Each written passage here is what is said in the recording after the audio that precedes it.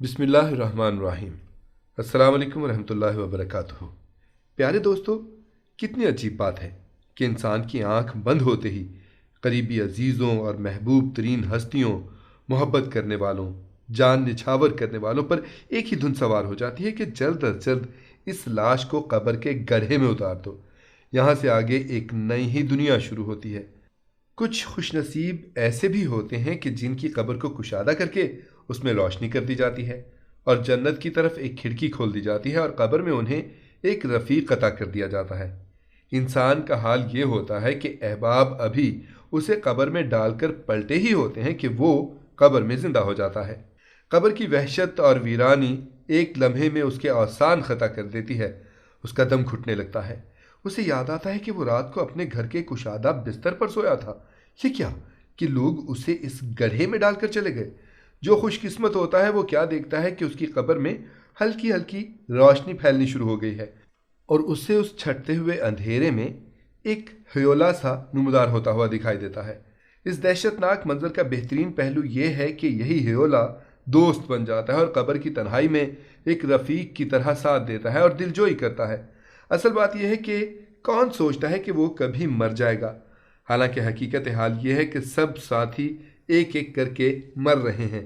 और ये ख्याल तो है ही उदास करने वाला कि हमारे शहर के कितने अफराद हैं जिनकी उम्रें 100 बरस या इससे ज़्यादा होंगी, जब आज पूरे शहर में किसी एक फ़र्द की उम्र भी मुश्किल से 100 बरस होगी तो ये बात वसूख के साथ कही जा सकती है कि हम में से कोई भी 100 बरस के बाद मुश्किल से ही ज़िंदा होगा। जिनकी उम्रें 30 साल हैं वो 70 बरस के बाद, जिनकी उम्रें 50 बरस हैं वो 50 बरस के बाद, और जिनकी उम्रें 70 बरस हैं वो 30 बरस के बाद यहाँ नहीं होंगे, बल्कि अपनी आखिरी आरामगाह में इस्तराहत फरमा रहे होंगे। ये इस्तराहत का लफ्ज़ मैंने कोई तंज़न इस्तेमाल नहीं किया, बल्कि यकीनन हम अपनी उस ज़िंदगी को इस्तराहत वाली ज़िंदगी बना सकते हैं जो ज़िंदगी हमने कब्र में गुजारनी है।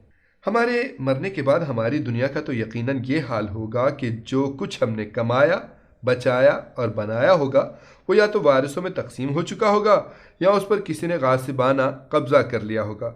जिस मकान को बनाने के लिए आज आप भरपूर मेहनत कर रहे हैं वो ख़त्म हो चुका होगा, और अगर बाकी भी रहा तो आपका नहीं होगा। कोई और माई का लाल आपके मकान में बड़े मज़े से रह रहा होगा और आपकी कमाई पर ऐश भी कर रहा होगा। उसे याद भी नहीं होगा कि इस मकान की तामीर में किस शख्स ने अपना कसीर सरमाया लुटाया था और अपनी उम्र के बहुत से कीमती साल उस मकान को बनाने, सजाने और संवारने में खपा दिए थे।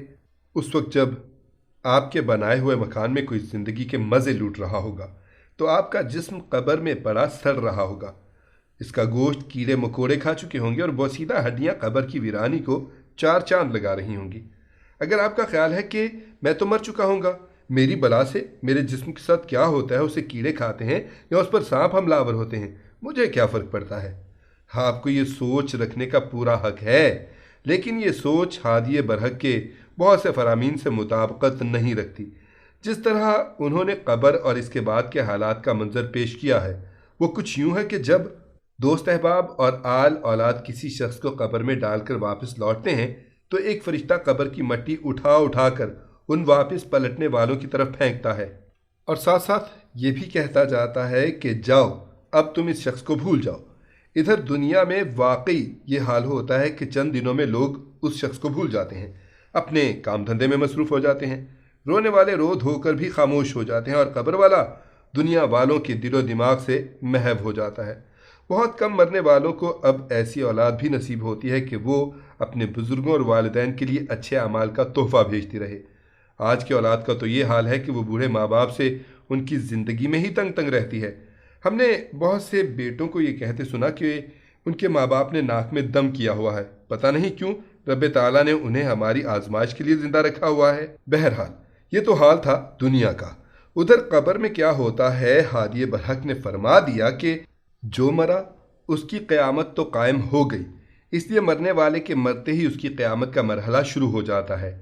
हादिये बरहक ने यह भी फरमाया कि कब्र या तो जहन्नुम के गढ़ों में से एक गढ़ा है या जन्नत के बागों में से एक बाग। जब अहबाब किसी फ़र्द को दफन करके वापस पलटते हैं तो कब्र में उस शख्स की रूह उसके जिस्म में वापस डाल दी जाती है। ज़रा तसव्वुर करें کہ قبر کی لمبائی چوڑائی کیا ہوتی ہے؟ کوئی 6 فٹ لمبی اور 5 فٹ اونچی، اور اوپر سے پتھر کی سلیبیں دے کر اور منو مٹی ڈال کر بند کی ہوئی قبر، جس قبر میں انسان سیدھا کھڑا بھی نہیں ہو سکتا، اس قبر میں انسان کی آنکھ کھلتی ہے۔ غور کریں، جو شخص رات کو ایک بڑے سے مکان کے کشادہ کمرے میں نرم بستر پر سویا تھا، لیکن آنکھ اس نے ایک اندھیرے گڑھے میں کھولی ہے جس میں روشنی کا بھی کوئی بندوبست نہیں ہے، آپ اندازہ کر سکتے ہیں اس شخص کی وحشت کا اور حسرت کا۔ آنکھیں بند کریں اور سوچیں، آپ کی آنکھ اپنی قبر میں کھل گئی ہے، اس لیے کہ یہ منظر ایک دن آپ نے دیکھنا ہی ہے۔ ذرا اس کا تصور کر لینے میں کیا حرج ہے؟ کیا وہ وقت کہ اس شخص نے اپنے مکان کو بنانے میں حرام و حلال ایک کیا ہوا تھا، رات کو بڑے مزے سے وہ نرم بستر پہ سویا تھا، لیکن اب اس کی آنکھ کہاں کھل گئی؟ ہادی برحق نے فرما دیا ہے کہ تم میں سے ہر کوئی ایسے ہی مر جائے گا جیسے تم رات کو سو جاتے ہو، اور پھر تمہیں ایسے ہی زندہ کیا جائے گا جیسے تم روزانہ صبح اٹھ جاتے ہو، اور پھر تم میں سے ہر ایک کو بدلہ دیا جائے گا، اچھے عمل کا اچھا بدلہ اور برے عمل کا برا بدلہ۔ ہادی برحق نے یہ بھی فرما دیا کہ نیند موت کی بہن ہے، جب تم سو جاتے ہو تو روح تمہارے جسم سے نکل جاتی ہے، پھر صرف اس شخص کی روح جسم میں واپس داخل ہوتی ہے جس کو رب تعالیٰ واپسی کا حکم دیتا ہے۔ قبر میں جب انسان کی آنکھ کھلے گی تو ایک خوفناک منظر اس کے سامنے ہوگا، اندھیرا گڑھا، تنہائی اور کیڑے مکوڑے جو انسانی گوشت کی بو سونگھتے ہی قبر کی طرف زمین کے اندر ہی اندر سے رینگنا شروع کر دیں گے۔ کچھ لوگوں کے ساتھ اس وحشت کے وقت عجیب معاملہ ہوگا۔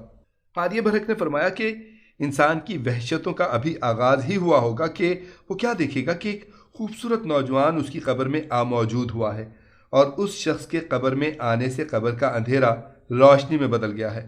وہ قبر والا آنے والے سے کہے گا کہ اب تم آ گئے ہو تو کہیں واپس نہ چلے جانا، کہ تمہارے جاتے ہی کہیں پھر میری قبر تنہا، اندھیری اور وحشتناک نہ ہو جائے۔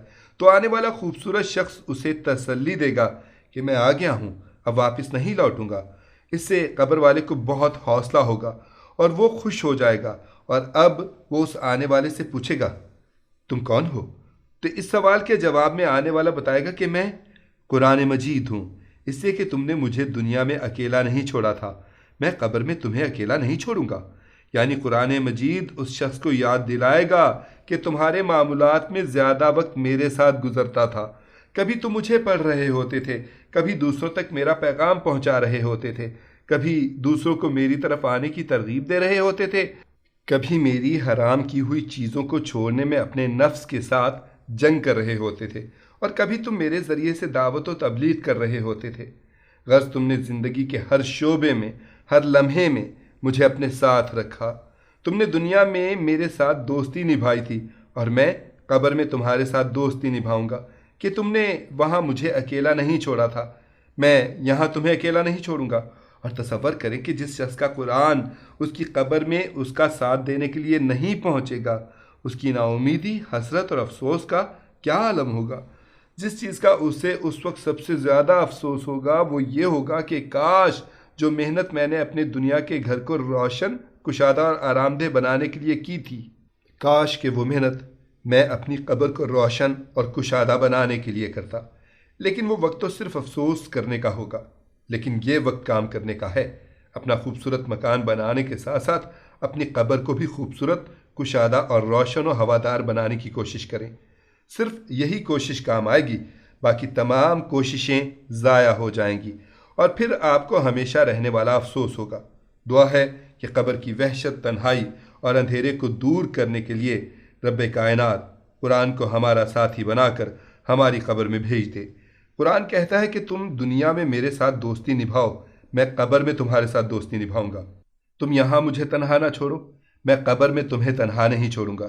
ذرا سوچیں، آپ نے اپنے گھر میں پڑے ہوئے قرآن کو آخری مرتبہ کب کھولا تھا، اور کب سے آپ کا قرآن گھر میں تنہا پڑا ہوا ہے؟ قبر کی تنہائی کا تصور کریں، قرآن کو تنہا نہ چھوڑیں۔